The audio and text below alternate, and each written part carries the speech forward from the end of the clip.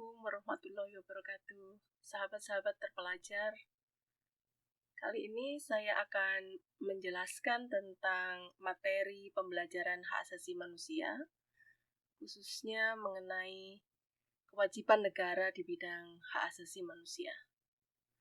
Nah, jadi kalau misalnya kita melihat ya sejarah perkembangan hukum hak asasi manusia itu sendiri, tidak bisa dilepaskan dari kemunculan sejarah terbentuknya negara modern. Thomas Scott misalnya di dalam buku Human Rights Between Idealism and Realism itu menggambarkan beberapa alasan yang mendasari mengapa peran negara itu menjadi sangat penting di dalam perlindungan hak asasi manusia.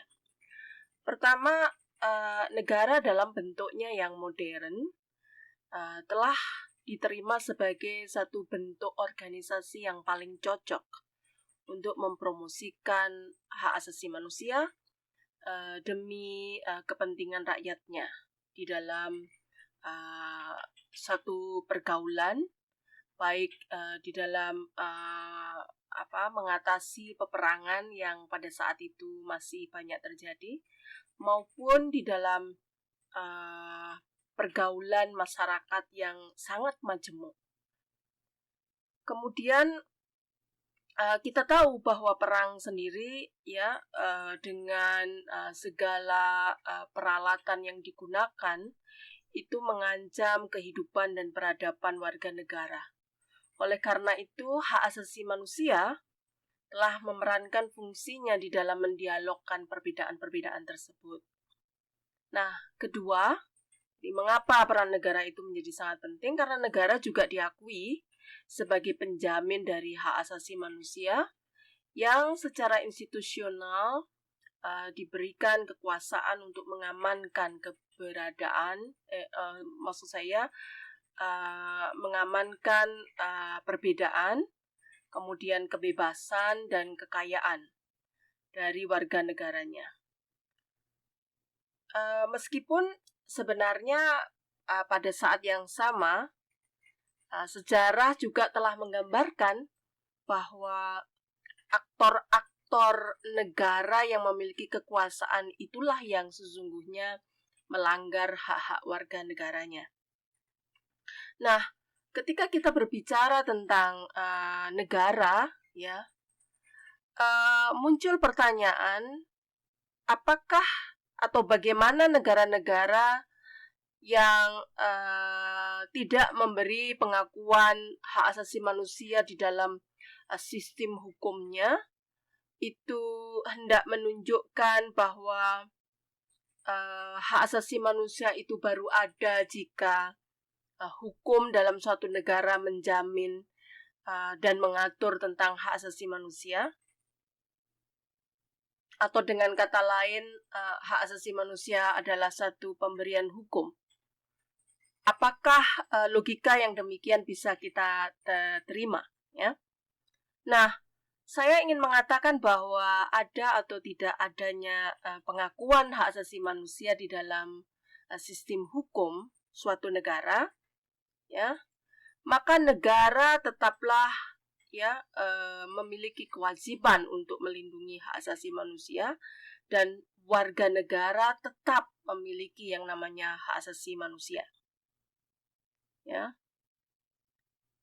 Marek Mikovic misalnya memberikan pengertian bahwa hak asasi manusia merupakan hak yang dimiliki oleh setiap individu karena kodratnya sebagai manusia. Jadi hak asasi manusia bukanlah pemberian hukum. Nah, keberadaan hukum tentang hak asasi manusia itu sebenarnya hendak menguatkan ya, atau hendak memberikan satu legitimasi bahwa hak asasi manusia itu benar adanya. Jadi secara sederhana ya, karena hak asasi manusia itu ada dan dimiliki oleh manusia karena kodratnya sebagai manusia, maka setiap pengurangan atau pembatasan hak asasi manusia hanya diperbolehkan pada satu kondisi tertentu dan terhadap hak-hak yang tertentu juga. Misalnya kondisi tertentu yang dimaksud seperti apa? Saya ambil contoh ketika negara dalam kondisi darurat umum misalnya, atau negara dalam keadaan mengalami bencana, negara dalam keadaan terlibat di dalam satu peperangan misalnya. Nah, kondisi-kondisi darurat semacam ini bisa saja menjadi alasan-alasan adanya pembatasan atau pengurangan terhadap hak asasi manusia. Nah, tetapi harus juga diperhatikan bahwa pengurangan atau pembatasan terhadap hak asasi manusia dalam kondisi yang darurat tadi itu tetap harus dilakukan secara sah, artinya menurut peraturan perundang-undangan yang telah ada sebelumnya. Itu yang pertama. Kemudian pembatasan itu juga harus mempertimbangkan aspek necessity, ya, apa kepentingan yang sebenarnya mendasari dari adanya pembatasan hak asasi manusia itu.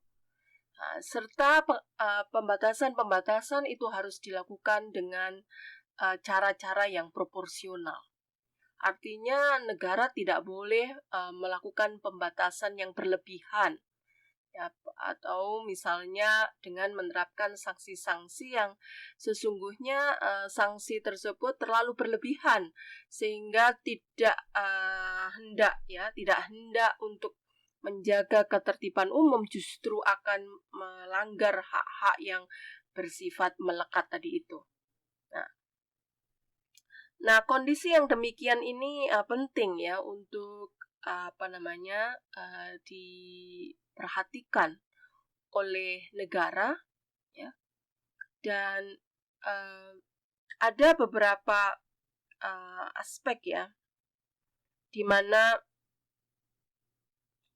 konstitusi di dalam suatu negara biasanya juga menegaskan bahwa negara itu memiliki kewajiban ya untuk mengambil tindakan-tindakan yang positif dan memfasilitasi penikmatan hak asasi manusia secara optimal.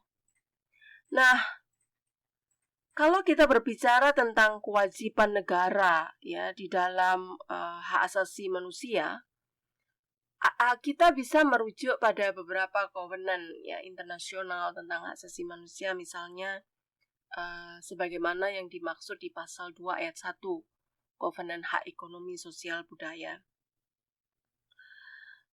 di mana negara-negara diharuskan untuk mengambil langkah-langkah ya yang progresif ya dengan menggunakan sumber daya alam yang dimiliki untuk mencapai suatu realisasi perlindungan hak asasi manusia yang optimal ya dan maksimal ya. Jadi di sini ada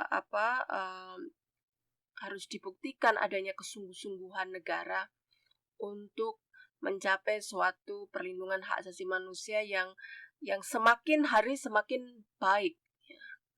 Jadi ada kemajuan, ada langkah-langkah yang progresif dengan menggunakan sumber daya alam yang dimilikinya secara optimal.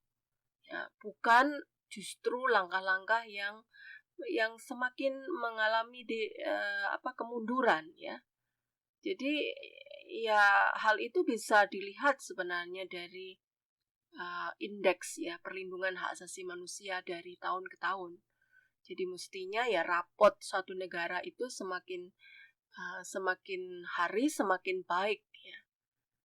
Karena ada banyak aspek yang sebenarnya sudah mulai mendukung untuk negara menjalankan kewajibannya di dalam perlindungan hak asasi manusia. Kemudian ada juga ya negara-negara yang misalnya di dalam melakukan langkah-langkah progresif itu ya perlu ya menghapus segala bentuk diskriminasi, baik itu di bidang hak sipil politik maupun hak ekonomi sosial budaya. Jadi karena prinsip non-diskriminasi ini menjadi prinsip yang sangat penting di dalam pelindungan hak asasi manusia, maka upaya negara untuk menghapus segala bentuk diskriminasi ini harus terus-menerus dilakukan. Nah, diskriminasi biasanya menimpa kepada kelompok-kelompok rentan. Sebut saja anak-anak, perempuan, ya, buruh migran, pengungsi, mereka yang non-nationality atau bukan warga negara dari negara tersebut, ya. Kemudian kelompok-kelompok difabel, ya, itu adalah kelompok-kelompok yang marginal, yang biasanya sangat rentan mengalami satu bentuk diskriminasi. Oleh karena itu, ada kewajiban negara untuk terus-menerus mengurangi atau bahkan menghapus segala bentuk diskriminasi yang terjadi di masyarakat, ya. Nah, yang saya maksud sebagai kewajiban untuk mengambil langkah-langkah yang tepat di dalam perlindungan hak asasi manusia, itu salah satunya adalah mengadopsi berbagai norma hukum hak asasi manusia internasional yang sudah diratifikasi oleh negara ke dalam hukum nasional. Oleh karena itu, ketika kita berbicara negara di sini, itu tidak hanya sebatas lembaga eksekutif, ya, presiden dan jajarannya, gitu ya. Jadi tidak sebatas lembaga eksekutif. Tetapi negara di sini yang dimaksud adalah lembaga eksekutif, lembaga yudikatif, dan lembaga legislatif. Jadi kalau selama ini ada pemahaman bahwa kewajiban utama yang dimaksud negara di dalam melindungi hak asasi manusia adalah kewajiban eksekutif saja, saya kira itu perlu dikaji ulang, ya, perlu dikembalikan ya kepada porsinya. Ya, jadi ada kalanya ada pemahaman bahwa segala sesuatu yang berkaitan dengan hak asasi manusia adalah tugasnya eksekutif. Padahal peran lembaga legislatif menjadi sangat penting. Nah, dalam artian bagaimana lembaga legislatif menghadirkan regulasi-regulasi yang memang tidak bertentangan dengan norma-norma hukum hak asasi manusia, baik yang bersifat internasional maupun yang bersifat nasional. Ini adalah tantangan bagi lembaga legislatif, ya. Tidak hanya sekedar menghadirkan hukum-hukum baru yang pro hak asasi manusia, tetapi juga mengkaji, terus-menerus mereview, ya, berbagai peraturan perundang-undangan yang saya kira sudah out of date atau ketinggalan zaman atau tidak relevan lagi dengan perkembangan demokratisasi dan hak asasi manusia. Saya sebut saja misalnya kontroversial Undang-Undang ITE yang sekarang. Ya, kita tidak bisa hanya meletakkan kewajiban beban atau kewajiban pelindungan hak asasi manusia, dalam hal ini hak kebebasan berekspresi atau berpendapat, itu hanya pada lembaga eksekutif. Ya, tetapi bagaimana sesungguhnya tanggung jawab lembaga legislasi untuk menghadirkan misalnya undang-undang ITE yang lebih bagus, undang-undang ITE yang tidak kontroversial, undang-undang ITE yang tidak multitafsir, undang-undang ITE yang tidak memberi ruang bagi lahirnya bentuk-bentuk diskriminasi di dalam masyarakat. Khususnya ketika masyarakat menyampaikan pikirannya, menyampaikan gagasannya, menyampaikan idenya untuk turut serta mengontrol pemerintahan. Nah, saya kira ya sensitivitas lembaga legislatif menjadi sangat penting. Ya, mereka tidak boleh menutup mata terhadap kondisi perkembangan hak asasi manusia di negaranya. Ya, mereka harus proaktif, tidak menunggu jatuhnya banyak korban, ya, atau akibat dari pemberlakuan suatu undang-undang yang represif, ya, sehingga memenjarakan atau menghukum ya orang-orang yang sesungguhnya tidak layak untuk dihukum atau dipenjarakan. Nah, hal ini harus menjadi bagian dari perhatian lembaga legislatif di dalam menjalankan fungsi ya, khususnya fungsi legislasi. Nah, kemudian lembaga yudikatif juga tidak berbeda ya, memiliki tanggung jawab yang sama.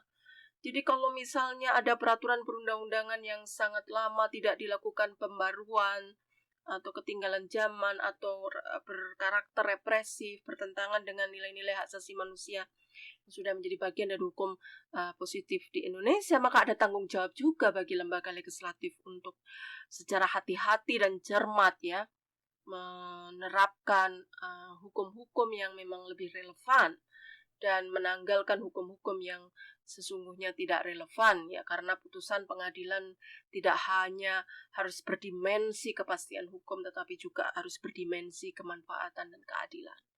Nah, ini juga membutuhkan satu keberadaan ya lembaga yudikatif yang progresif, lembaga yudikatif yang out of the box ya. Jadi tidak business as usual ya, karena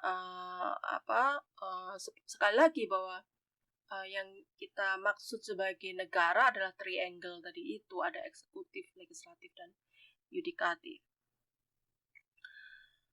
Nah, selain itu ya ada juga kewajiban negara untuk senantiasa ya melakukan kerjasama dengan negara-negara lain dalam hal misalnya pengelolaan sumber daya alam, tetapi harus diingat bahwa pengelolaan sumber daya alam itu semata-mata untuk kesejahteraan dan kemakmuran rakyat, bukan justru sebaliknya.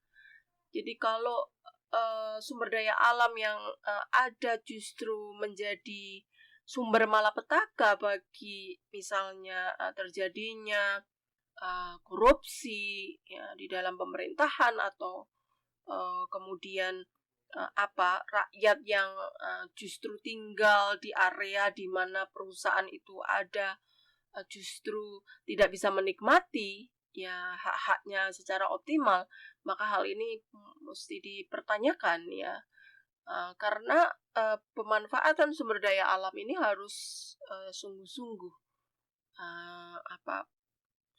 bermuara pada kesejahteraan atau peningkatan kesejahteraan rakyat. Aspek berikutnya adalah di mana ini ya, ketika kita berbicara hak ekonomi, sosial, budaya ya, maka kewajiban untuk memenuhi hak ekonomi, sosial, budaya, misalnya saja hak untuk bekerja, hak untuk akses terhadap sumber makanan, rumah atau tempat tinggal, kesehatan, pendidikan, dan budaya, itu ada 2 indikator yang harus dipenuhi oleh negara. Yang pertama adalah indikator kecukupan atau adequately, dan indikator ketersediaan atau availability. Jadi tidak sekedar negara mengeluarkan kebijakan di bidang itu ya, di bidang misalnya kesehatan, BPJS misalnya ya, kemudian perumahan, kemudian makanan ya yang terkait dengan hak-hak ekonomi masyarakat, tetapi bagaimana negara memastikan bahwa hak-hak tersebut memang tersedia secara cukup dan dapat diakses ya secara mudah oleh setiap warga negara. Nah, itu yang harus dipastikan oleh negara. Nah, sementara itu ada aspek lain yang perlu saya tekankan di sini, bahwa ada hak sipil politik yang bersifat non-derogable right atau tidak dapat dikurang-kurangi dalam keadaan apapun, di mana negara memiliki kewajiban justru untuk menjaga jarak ya tidak terlalu aktif. Jadi berbeda dengan pemenuhan hak ekonomi, sosial, budaya di mana negara dituntut untuk lebih proaktif di dalam penyediaan sumber daya alam, memastikan bahwa hak-hak tersebut tersedia dan tercukupi ya. Tetapi untuk urusan-urusan hak sipil dan politik yang bersifat non-dirigible right, misalnya seperti hak hidup, justru negara sedapat mungkin mengambil jarak untuk tidak terlalu mencampuri atau membuat pengaturan-pengaturan yang justru berpotensi melanggar hak-hak tersebut. Saya kasih contoh saja dengan polemik misalnya pidana mati. Nah, keberadaan kitab undang-undang hukum pidana yang membolehkan penerapan pidana mati ini masih menjadi pro kontra kalau kita kaitkan dengan hak hidup, di mana hak hidup itu adalah hak yang bersifat melekat, yang tidak bisa dikurang-kurangi dalam keadaan apapun oleh negara, sekalipun negara dalam kondisi genting sekalipun. Sehingga negara harus memikirkan ulang apakah pidana mati saat ini masih relevan untuk dipertahankan. Nah, bukankah ada alternatif-alternatif pidana lain yang lebih manusiawi? Dan sebagaimana kita yakini bahwa keberadaan hukum ini tidak hanya semata-mata balas dendam negara terhadap kejahatan yang dilakukan oleh warga negaranya, tetapi hukum harus hadir untuk bisa memperbaiki tingkah laku warga negaranya dari yang kurang baik menjadi lebih baik. Nah, oleh karena itu perlu dikaji dan perlu terus dipikirkan apa pengganti dari pidana mati yang lebih relevan dan mungkin lebih menimbulkan efek jerah daripada sekedar menghilangkan nyawa seseorang atau terpidana. Kemudian hak untuk misalnya bebas dari penyiksaan.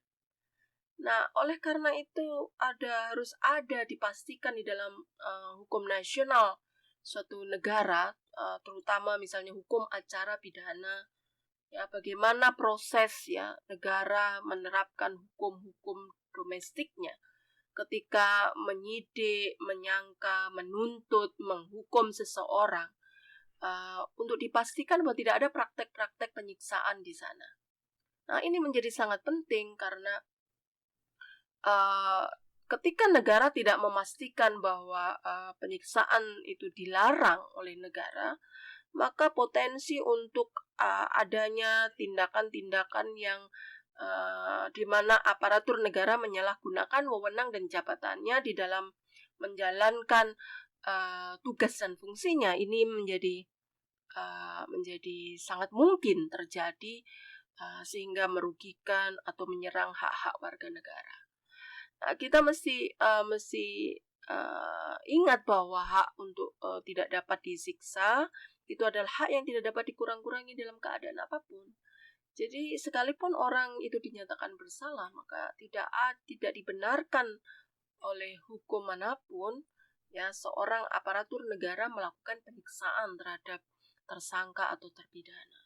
Apalagi sampai misalnya menimbulkan luka yang bersifat permanen atau bahkan meninggal dunia. Tentu hal ini perlu ditekankan dan dipastikan bahwa praktek-praktek segala macam bentuk penyiksaan dan penghukuman yang tidak manusiawi harus dihapuskan.